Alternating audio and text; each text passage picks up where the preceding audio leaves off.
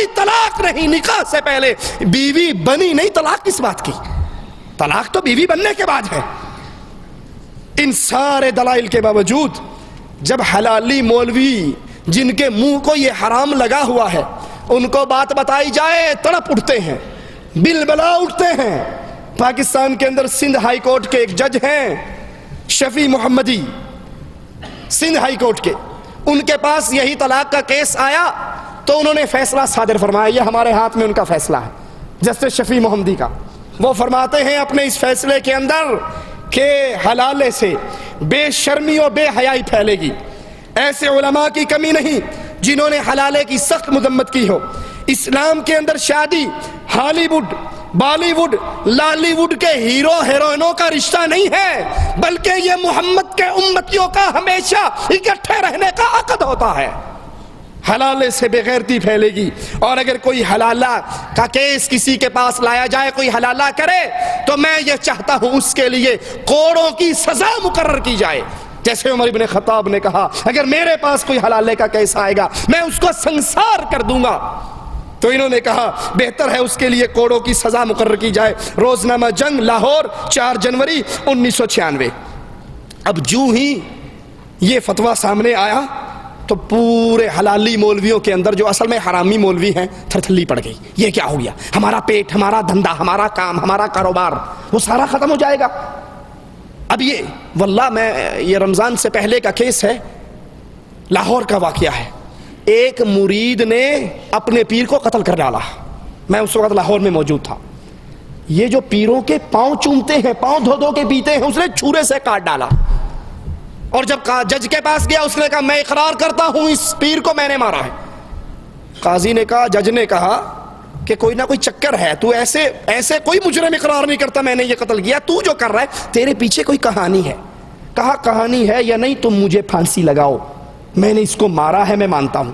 کہا نہیں جب تک نہیں بتائے گا تجھے چھوڑوں گا نہیں، بتایا چکر کیا ہے۔ اس نے کہا چکر یہ ہے، یہ میرا پیر تھا، میں اس کے پاؤں چومتا تھا، اس کے گھٹنوں کو چھوتا تھا، خود بھوکا رہتا تھا، اس کا گلک بھرتا تھا۔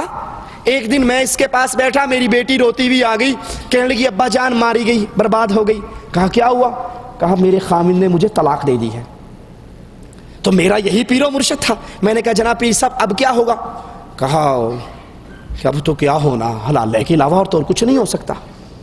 کہا کس سے کرواؤں؟ اس نے صفتیں گنوائی۔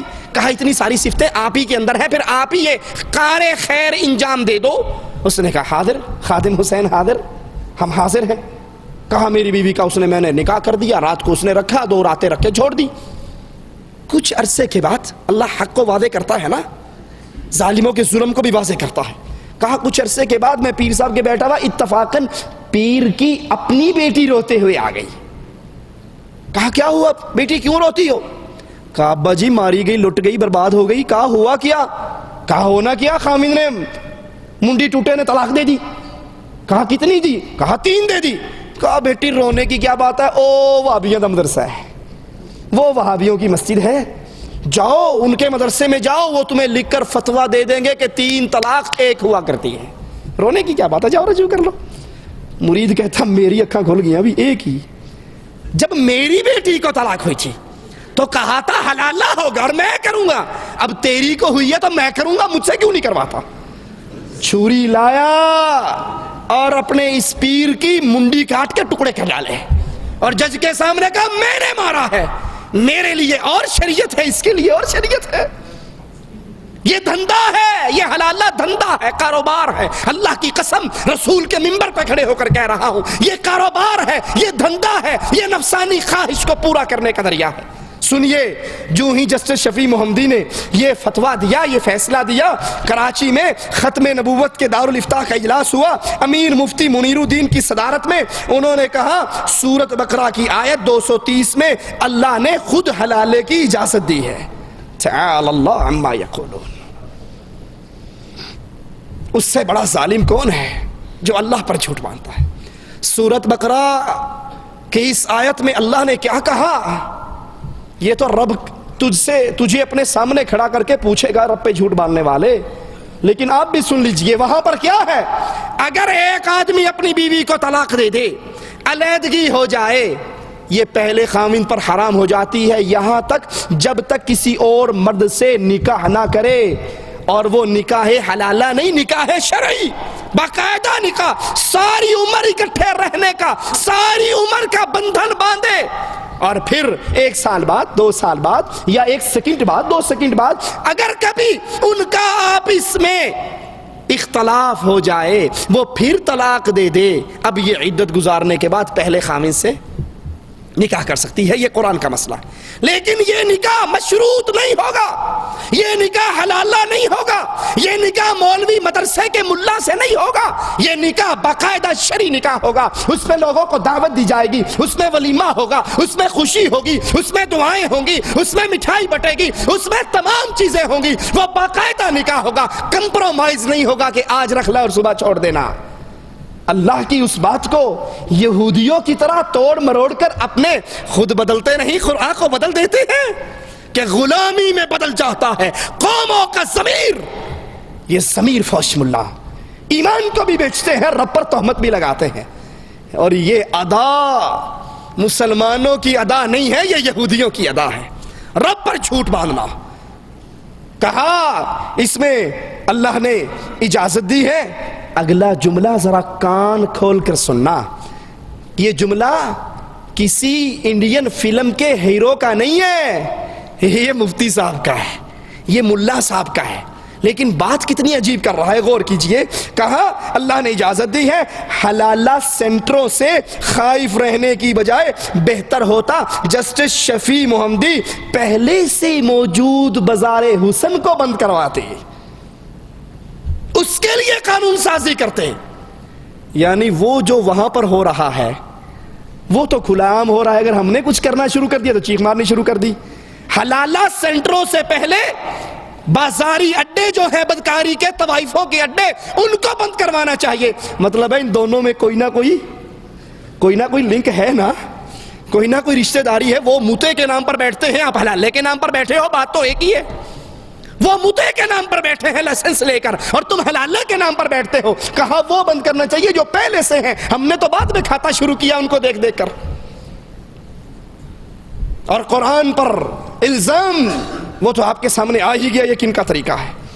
اب آئیے آگے چلیے، ایک اور حلالی مولوی صاحب کا بیان سنیے، نام ہے مفتی غلام سرور قادری، یہ ہمارے ہاتھ میں ان کا بیان ہے۔ فرماتے ہیں کہ حلالہ قرآن سے ثابت ہے، اسے برا کہنے والا مجرم ہے، اور اجڑے ہوئے گھر کو بسانے کے لیے حلالہ کرنا ثواب ہے۔ حلالہ کرنا کون کہہ رہا ہے؟ غلام سرور قادری۔ یہ سلسلہ قادریہ کے بزرگ کہتے ہیں ثواب ہے، اور محمد الرسول اللہ فرماتے ہیں کرنے والا بھی لعنتی ہے، کروانے والا بھی لعنتی ہے۔ کس کی مانے؟ قادری صاحب کی مانے یا امام الانبیاء کی مانے؟ قادری کی مانے یا محمد الرسول اللہ کی مانے؟ قادری کی بات کو لے کر اس کی بات کو کیسے چھوڑ دیں جس نے اپنے بارے میں کہا تھا مجھے تولا گیا تھا، مجھے میزان میں بٹھایا گیا تھا، 2 سے تولا میرا پلڑا بھاری رہا، 10 سے تولا پلڑا بھاری رہا، 100 سے تولا پلڑا بھاری رہا۔ ساتھی فرشتے نے کہا کس کو تولتا ہے؟ امام کائنات کو، امام اعظم کو، محمد الرسول اللہ کو صلی اللہ علیہ وسلم۔ ایک پلڑے میں امام کائنات کو بٹھا دے، ایک پلڑے میں پوری کائنات کو ڈال دے، محمد کا پلڑا سب پہ بھاری رہے گا۔ ہم کیسے مان لیں کہ قادری کہتا ہے ثواب ملے گا، اور جبکہ میرے آقا، میرے قائد، میرے امام، میرے نبی، قائد اعظم وہ فرماتے ہیں کرنے والا لعنتی، بے شک مفتی قادری ہی کیوں نہ ہو، کروانے والا لعنتی۔ مولوی اجمل قادری نے کہا حلالے کو برا کہنے والا اللہ کا مجرم ہے، نعوذ باللہ، نعوذ باللہ۔ ذرا سوچو زہر کا یہ تیر کتنی دور تک جا رہا ہے۔ حلالے کو برا کہنے والا کون ہے؟ مجرم ہے۔